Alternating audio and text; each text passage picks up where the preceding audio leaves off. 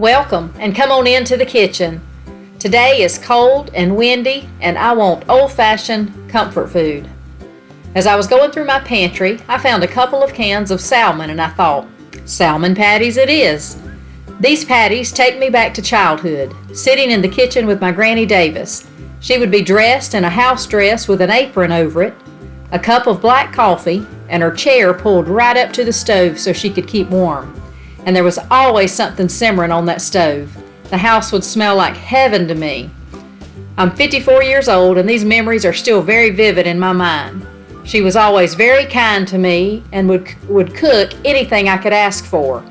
I have the sweetest memories of her. But anyway, I could reminisce all day. Let's get started.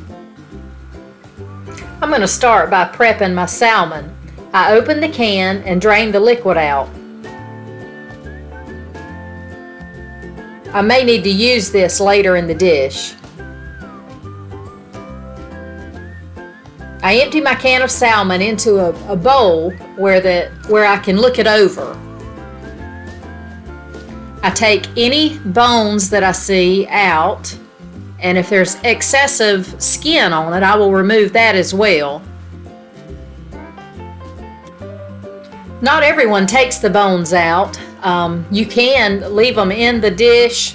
They'll crunch up in your mixture. You can fry them and hardly know they're there at all. But my husband doesn't care for them, so I go ahead and remove the bone and some of the skin if it's excessive.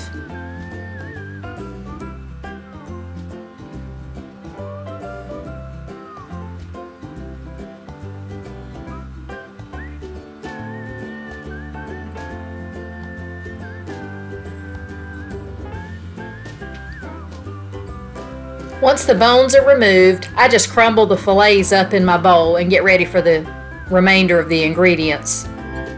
Now this recipe calls for 1 can of salmon, one quarter of a medium yellow onion, 2 green onions, 1 raw egg, a half teaspoon salt, a quarter teaspoon pepper, 1/2 cup self-rising flour, 1/8 cup cornmeal mix, 1/4 teaspoon of cayenne pepper. Now to my salmon, I'm going to add 1 beaten egg,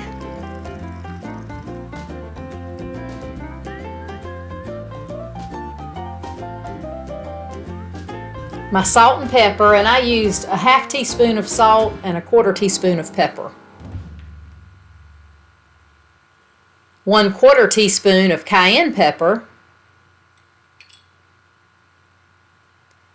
1/4 of a medium yellow onion, diced,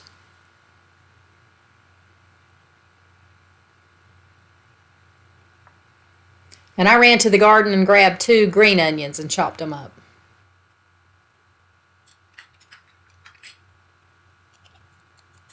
I get my mixture wet with the egg.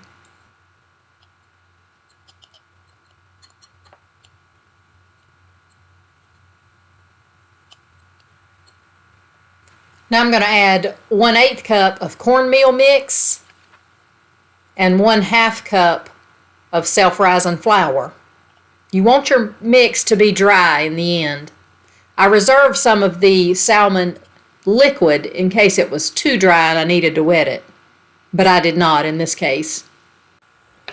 Now I'm going to add a 1/4 inch of vegetable oil to a skillet, and I'm going to bring that up to a medium-high heat. Now to check my oil temperature, I take a tiny piece of my salmon mixture and drop it in the oil. If it starts frying, then I know my oil is ready. When I'm frying salmon patties, I usually do them one of 2 ways. I either spoon the mixture out into the grease and then just pat them down a little bit, flatten them out, or I make little patties out of them before I ever put them in the grease. Then I just lay the patties in the grease. Either way is fine. A lot of people cook these in the air fryer, in which I'm sure they're delicious. We use our air fryer all the time. But today, I wanted that old-fashioned taste that I remember from Granny's house, so I'm cooking them in oil.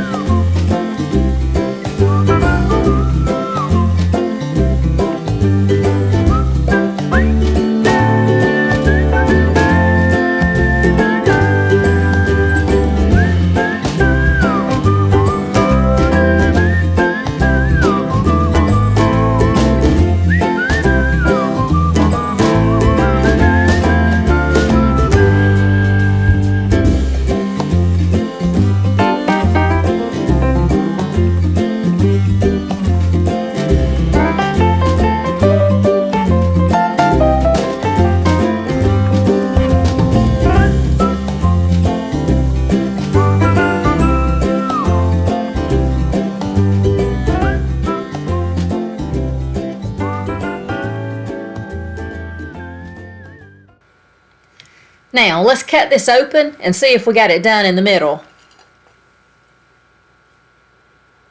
Yep, look at there. No raw batter.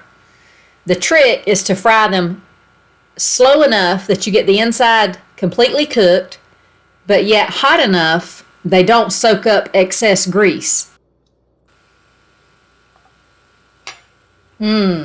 Now that's good. Takes me right back to my childhood. This recipe has plenty of onion flavor and it's not too fishy. I love it.